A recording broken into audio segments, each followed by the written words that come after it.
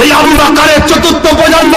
আজ আমার দেশ যখন মিটতে যাচ্ছে, আমার দেশ যখন ভাগ হতে যাচ্ছে, আমার কণ্ঠকে রুকার ক্ষমতা কোনোদিন কারো হতে পারে না। ঠিক না বেঠিক? জোরে বলুন ঠিক না বেঠিক? এই বাংলার বহুত মুসলিম সংগঠন, এই বাংলার বহুত আদিবাসী দলিত সংগঠন বাংলায় যখন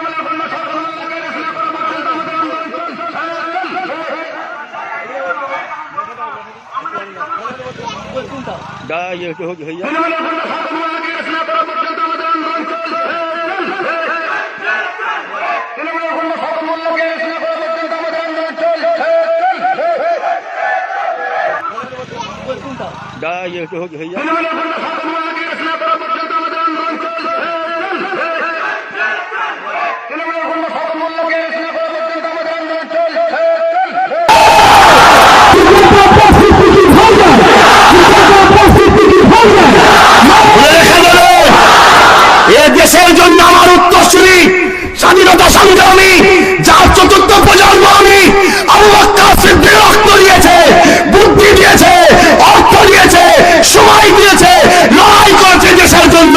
সেই আবু বকরের চতুর্থ প্রজন্ম। আজ আমার দেশ যখন মিটতে যাচ্ছে, আমার দেশ যখন ভাগ হতে যাচ্ছে, আমার কণ্ঠকে রুকার ক্ষমতা কোনোদিন কারো হতে পারে না। ঠিক না বেঠিক?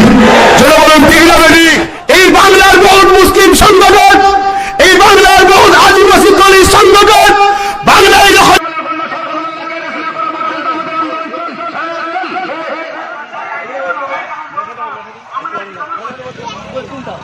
ये